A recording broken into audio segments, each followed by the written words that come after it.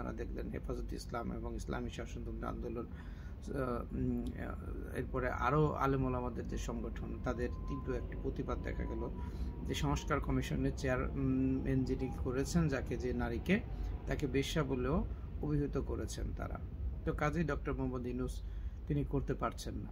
এর বাইরে তো যাই হোক, এই বিষয়গুলো আমি পরে আসবো, কিন্তু মূল বিষয়টা হচ্ছে তার পদত্যাগের বিষয়ে প্রত্যেকটি রাজনৈতিক দলের কার কি মনোভাব। তো বাংলাদেশ আওয়ামী লীগের যদি মনোভাব আপনারা বলতে চান, তাহলে এটা তো স্পষ্ট যে দেশটি শেখ হাসিনা ডক্টর মোহাম্মদ ইউনূস কি জিনিস, এবং তিনি যে একজন দেশের শত্রু, জাতির শত্রু, এবং ব্যক্তি স্বার্থ ছাড়া কিছু বোঝে না। তিনি তো আমাদের থেকে অনেক অনেক আগে তিনি চিনেছেন, বুঝেছেন বলেই আজকে তার সঙ্গে এই দূরত্ব এবং মেটিকুলাস প্ল্যানের মাধ্যমে তার চলে যাওয়া।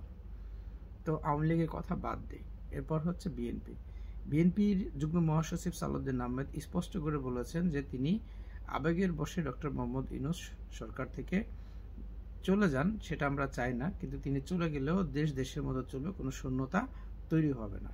তো তার মানে ডক্টর মোহাম্মদ ইউনূস যদি বলেও থাকেন যে আমি পদত্যাগ করতে চাচ্ছি, সেই বিষয়টি বিএনপির জন্য এটা অনেক কঠিন কিছু না, কিংবা বিএনপি এটা মানতে পারছে না, কিংবা বিএনপি চাচ্ছে না, বিষয়টি তা না। ডক্টর মোহাম্মদ ইউনূসের বিকল্প হিসেবে বিএনপি যে চলতে চাচ্ছে, এবং বিএনপি যে তাতে কিছু যায় আসে না, সেটা কিন্তু স্পষ্ট।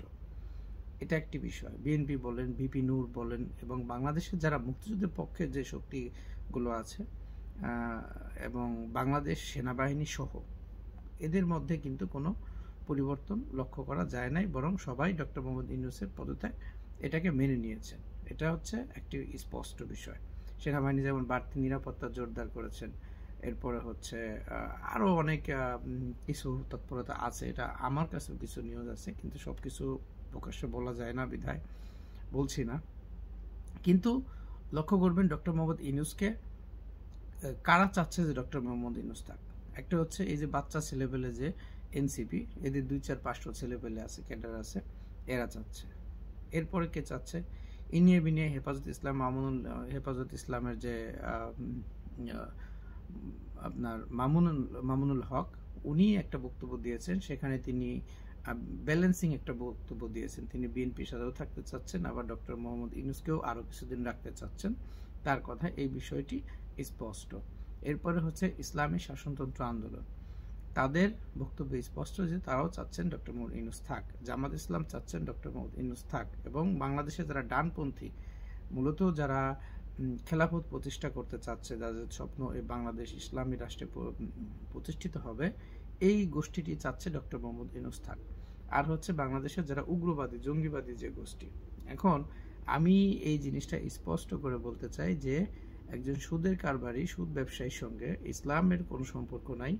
সেখানে ইসলামের যারা নেতা, নেতৃত্ব, এবং তারা কিন্তু সবাই এই সুদের ব্যবসায়ীকে সমর্থন করছেন। কারণ একটাই, যারা কোনো বাধাহীনভাবে বাংলাদেশে যে জঙ্গি কার্যক্রম পরিচালনা করতে পারছেন, তারা জঙ্গির যে প্রস্তুতি সেগুলো নিতে পারছেন, বাধাহীনভাবে তারা মব সৃষ্টি করতে পারছেন। তো এই জন্য তাদের কাছে আসলে আওয়ামী লীগ, বিএনপি অতটা সুবিধাজনক মনে হচ্ছে না। তারা ডক্টর মোহাম্মদ ইউনূসকেই স্বাচ্ছন্দ্য বোধ করছেন, যার কারণে তারা ডক্টর মোহাম্মদ ইউনূসকে চাচ্ছেন। এটা স্পষ্ট। আরেকটি বিষয় হচ্ছে যে ডক্টর মোহাম্মদ ইউনূস যে বলছেন যে তিনি থাকবেন না, তিনি কি বাংলাদেশে যে রাজনৈতিক সংগঠনগুলা যারা তাকে বাধা দিচ্ছে, তিনি কি শুধু এই জন্যই থাকবেন না, না আসলে অন্য কোনো কারণ আছে, সেটা কিন্তু তিনি বলছেন না। যদি আমরা ধরে নেই যে তিনি পদত্যাগ করতে চাচ্ছেন, কিন্তু লক্ষ্য করবেন বিষয়টি স্পষ্ট যে সেনাবাহিনী প্রধান যখন মানবিক করিডোর এবং বন্দর ইস্যুতে তিনি স্পষ্ট অবস্থান জানিয়েছেন, এর আগে তিনি কিন্তু রাশিয়া সফর করেছেন। এর বাইরে চীনের যে রাষ্ট্রদূত, তারা তাদের মতামত জানিয়েছে। মিয়ানমারের যে জান্তা প্রধান, রাশিয়ার প্রেসিডেন্ট ভ্লাদিমির পুতিনের সঙ্গে দেখা করেছে, চীনের প্রেসিডেন্ট শি জিনপিং এর সঙ্গে গত সপ্তাহের আগের সপ্তাহে দেখা করেছেন। এবং চীন কিন্তু ইতিমধ্যে এই রাখাইন রাজ্যে যে তাদের যে বিনিয়োগ আছে, এই বিনিয়োগের সুরক্ষা আইন তারা পাশ করেছে। ভারত তাদের সুরক্ষা আইন পাশ করেছে। তার মানে হচ্ছে যদি আমেরিকা এখানে বঙ্গোপসাগরে আসতে চায়, সেক্ষেত্রে চীন, ভারত এবং রাশিয়া এদেরও কিন্তু একটা অবস্থান থাকবে, এবং এই অবস্থানে সেনাবাহিনী প্রধানকে ইতিমধ্যে একটি নির্দেশনা দেওয়া হয়েছে যে আমেরিকার কথা মতো যদি বাংলাদেশ করিডোর দিয়ে কিংবা প্রক্সি যুদ্ধে বাংলাদেশ এখানে অংশগ্রহণ করে, সেই ক্ষেত্রে কিন্তু আমাদের এই হস্তক্ষেপ থাকবে এবং আমাদের কিন্তু প্রচেষ্টা উপস্থিতি থাকবে। তো কাজেই সেনাপ্রধান স্পষ্ট দেখতে পেরেছেন যে এটা একটি দীর্ঘমেয়াদী যুদ্ধ এবং এই যুদ্ধে যে বাংলাদেশের কোনো লাভ নেই, বাংলাদেশের ক্ষতি ছাড়া, বাংলাদেশের স্বাধীনতা, ভূখণ্ড, সার্বভৌমত্ব হুমকির মুখে ছাড়া বাংলাদেশের কোনো লাভ নেই এবং আমাদের হাজার হাজার সেনাবাহিনী এখানে মারা যাবে যদি প্রক্সি যুদ্ধ হয়। এবং বাংলাদেশের সেনাবাহিনী এরা এই প্রক্সি যুদ্ধের মাধ্যমে, যেখানে দেশের কোনো অর্জন নাই, দেশের কোনো প্রাপ্তি নাই, এর পিছনে গিয়ে তারা এই মুহূর্তে শহীদ হওয়া বলেন, মারা যাওয়া বলেন, তারা কিন্তু এটা রাজি না। এটা হলো একটা বিষয়। তো এখন ডক্টর মোহাম্মদ ইউনূসের যদি বাংলাদেশে তার যদি দীর্ঘমেয়াদী ক্ষমতায় থাকতে হয়, যদি অনতিবিলম্বে তিনি যদি নির্বাচন না দিয়ে তার যে ইচ্ছা আকাঙ্ক্ষা দীর্ঘমেয়াদী টিকে থাকা, তার যে সাঙ্গপাঙ্গ যারা আছে, যে ডক্টর মোহাম্মদ ইউনূস 5 বছর থাক, 10 বছর থাক, অনন্তকাল থাক, এটা যদি তিনি করতে যান তাহলে তাকে অবশ্যই বিদেশিদের খুশি করতে হবে। তো এইখানে তিনি বিদেশিদেরকে, সেনাবাহিনীকে ছাড়া খুশি করতে পারছেন না। তো এখানে কিন্তু বিএনপি কি চাইলো, আওয়ামী লীগ কি চাইলো, কিংবা অন্য দল কি চাইলো, সেটা কিন্তু ম্যাটার না। ম্যাটারটা হচ্ছে অ্যাজ এ গভর্নমেন্ট, বাংলাদেশের সরকার প্রধান হিসেবে ডক্টর মোহাম্মদ ইউনূস তিনি আগাতে পারছেন না। দ্বিতীয়ত হচ্ছে তিনি যে ক্ষমতা দায়িত্ব গ্রহণ করেছেন গত 10 বছর, এই 10 মাস, এই যে 10 মাস তিনি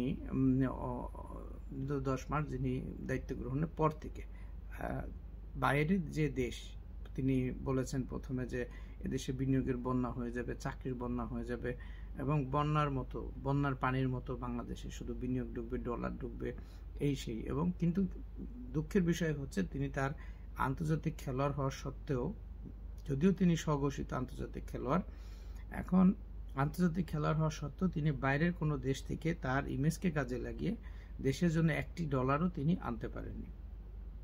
আইএমএফ এর সঙ্গে বারবার মিটিং করা হয়েছে, বাংলাদেশে মিটিং করা হয়েছে, আমেরিকাতে গিয়ে আমাদের যে বাংলাদেশ ব্যাংকের গভর্নর, অর্থ উপদেষ্টা সহ এরা মিটিং করেছেন, কিন্তু ফলাফল শূন্য। এবং আইএমএফ যে চোখে বাংলাদেশকে দেখছে, অন্যান্য দাতা সংস্থাও একই চোখে দেখা শুরু করেছে ইতিমধ্যে। অন্যদিকে ভারত বাংলাদেশকে যে চোখে দেখছে, সেই একই চোখে আপনার অস্ট্রেলিয়া, কানাডা এবং ইউরোপের বিভিন্ন দেশ, আমেরিকা সহ বিশ্বের অন্যান্য যে দেশগুলো আছে সুশৃঙ্খল এবং উন্নত যে দেশগুলো আছে, তারা কিন্তু দেখা শুরু করেছে ইতিমধ্যে। যার কারণে বাংলাদেশে হাজার হাজার লক্ষ লক্ষ যে আপনার ভিসা আবেদন, এগুলো বাতিল হচ্ছে। যেমন আমেরিকাতে আগে 35% ভিসা, 30 থেকে 35% ভিসা দিত ওরা, কিন্তু এখন সেটা 10 থেকে 15% নেমে এসেছে, বাকি সব বাতিল হচ্ছে।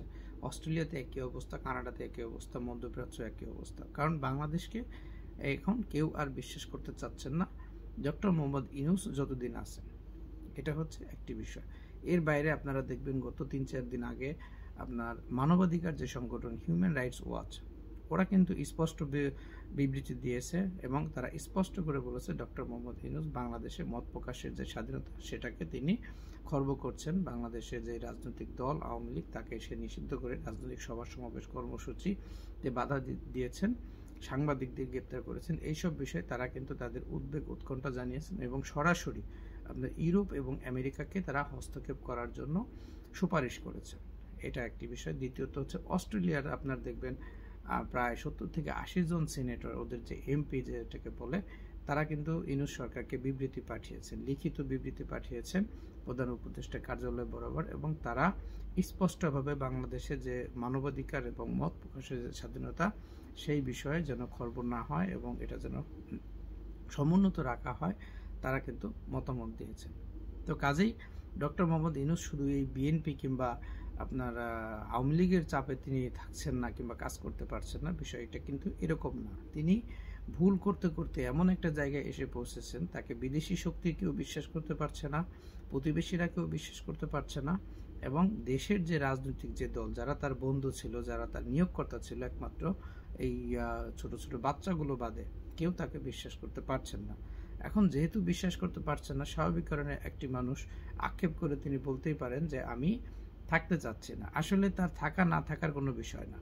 বিষয়টা হচ্ছে এই বাংলাদেশকে তিনি যে জায়গাটায় যে সাপোর্টটা পেয়েছিলেন, আর্মি সাপোর্ট পেয়েছিলেন, বিএনপি সাপোর্ট পেয়েছিলেন এবং অন্যান্য সকল দল, জাতীয় পার্টি বললেন, জামাত ইসলাম, ইসলামী শাসনতন্ত্র আন্দোলন, হেফাজত ইসলাম সহ ছাত্রদের এবং বাংলাদেশের সাধারণ জনগণেরও একটি ব্যাপক সাপোর্ট তার ছিল। কিন্তু সব সাপোর্ট থাকার পরও তিনি তার যে বিদেশি এজেন্ডা বাস্তবায়ন এবং তার যে দেশের প্রতি যে মায়া নেই, পাকিস্তানের যে প্রেম এবং পাকিস্তানের সাথে যে তার যে দহরম মহরমের কারণে, স্বাধীনতা মুক্তিযুদ্ধের স্মৃতিচিহ্ন ভেঙে দেওয়ার কারণে, নষ্ট করার কারণে, বঙ্গবন্ধুকে অপমান করার কারণে, ধানমন্ডি 32 ঘুরিয়ে দেওয়ার কারণে তিনি কিন্তু বিচ্ছিন্ন হয়ে গিয়েছেন। এখন তাকে কেউ আর বিশ্বাস করতে পারছে না।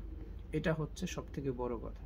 তো কাজে তিনি পদত্যাগ এখন করলেও কিছু না, না করলেও কিছু না। কিন্তু না করলে যেটা হচ্ছে, বাংলাদেশকে তিনি এই মাঝপথে এসে যখন তিনি বলছেন যে আমি পদত্যাগ করব, এতে কিন্তু বাংলাদেশের ক্ষতি। কারণ বাংলাদেশকে তিনি যদি একটা ভালো জায়গায় রাখতে পারতেন, পদত্যাগ করতেন, আমরা আফসোস করতে পারতাম। কিন্তু তিনি এমন এমন কিছু জটিল সমস্যা তৈরি করেছেন এবং এই জটিল সমস্যা মাঝপথে রেখে তিনি এখন চলে যেতে চাচ্ছেন। তো এটা হচ্ছে তার একটি এটা তিনি যে কতটুকু লোভী, কারণ তার তো গোছানো হয়ে গেছে 10 মাসের সব ধরনের ব্যবসা বাণিজ্য, তার সে মামলা থেকে অব্যাহতি, ট্যাক্স মকুব, সব কিছু তার কিন্তু ব্যক্তিগত অর্জন হয়ে গেছে, যেটা অ্যাজ এ বিজনেসম্যান তিনি যে আর্থিক যে সুযোগ সুবিধা চান সবকিছু তার পেয়ে গেছে। এখন বিদেশিদেরকে খুশি না করলে হয়তো তিনি শুধু অ্যাওয়ার্ডটা পাবেন না, কিংবা জাতিসংঘের মহাসচিব হইতে পারবেন না, কিংবা আর একটা শান্তিতে নোবেল পাবেন না, এরকম কিছু একটা। কিন্তু বাকি তার যে স্বপ্ন, আর্থিক যে মুক্তি, সেগুলো কিন্তু তিনি সব সুদে আসলে এই 10 মাসে তিনি কিন্তু নিয়ে নিয়েছেন রাষ্ট্রীয় ক্ষমতা ব্যবহার করে। এটা হলো একটা বিষয়, যার কারণে তার এখন গেলেও সমস্যা না, না গেলেও সমস্যা না। কিন্তু সমস্যাটা কার? বাংলাদেশে। যেখানে চলমান IMF এর ঋণ ছিল, আওয়ামী লীগ ক্ষমতা থাকতে 2টা কিস্তি সঠিক সময় নিয়েছিল, পরবর্তী কিস্তিগুলা তার সময় কিন্তু আটকে গিয়েছে। তো এতে কিন্তু বাংলাদেশ ক্ষতিগ্রস্ত হবে, জনগণ ক্ষতিগ্রস্ত হবে। পাশাপাশি বাংলাদেশের যে মব সৃষ্টি করে গিয়েছে, আইন শৃঙ্খলা পরিস্থিতি যে অবনতি হয়েছে, ধর্ষণ হয়েছে নির্বিচারে, এবং বাংলাদেশে যে একটা জঙ্গিবাদী রাষ্ট্রের যে একটা পরিচিতি তিনি দিয়ে গিয়েছেন, এই অবস্থায় তিনি চলে যেতে চাচ্ছেন। এটা কতটুকু দায়িত্ব জ্ঞানহীন হলে একটা মানুষ বলতে পারে, এটা একটা বিষয়। তবে আমি যতটুকু শুনেছি যে তিনি পদত্যাগ করে যেতে চেয়েছেন এবং তিনি দেশের বাইরে চলে যেতে চেয়েছিলেন, কিন্তু একটি সংশ্লিষ্ট মহল চাচ্ছে যে তাকে পদত্যাগ করলে করতে পারে, কিন্তু তাকে দেশের বাইরে যেতে দেওয়া হবে না। হয় তিনি পদত্যাগ করে দেশে থাকবেন, আর না হয় যেভাবে তিনি রাষ্ট্র ক্ষমতায় আছেন এইভাবে থেকে অনতিবিলম্বে আগামী ডিসেম্বর থেকে জুনের মধ্যে একটি অবাধ, নিরপেক্ষ এবং অংশগ্রহণমূলক নির্বাচন তাকে অনুষ্ঠিত করতে হবে। এবং এই নির্বাচন করার ক্ষেত্রে তার যে বিতর্কিত যে উপদেষ্টাগুলি আছে তার মন্ত্রণালয়, এদেরকে অপসারণ করতে হবে। যেমন আপনার জাতীয় নিরাপত্তা উপদেষ্টা, আপনার আসিফ মাহমুদ সজীব ভুঁইয়া স্থানীয় সরকার উপদেষ্টা, মাহফুজ আলম তথ্য উপদেষ্টা, এরপরে আরও বেশ কিছু যে উপদেষ্টাগুলো আছে এবং যারা ব্যর্থ আছে, এদেরকে সরিয়ে বাংলাদেশে মুক্তিযুদ্ধের বাংলাদেশ এবং অবাধ, নিরপেক্ষ, সুষ্ঠু নির্বাচনের লক্ষ্যে যে যে কাজগুলো আছে বাই দিস টাইমে করে তাকে একটি বিশ্বের যে প্রশংসিত নির্বাচন, বিশ্বের প্রশংসিত একটি নির্বাচনের যে পরিবেশ তৈরি করা, এটি তৈরি করে সেই নির্বাচন অনুষ্ঠিত করে তাকে যেতে হবে, যদি তিনি বাইরে যেতে চান।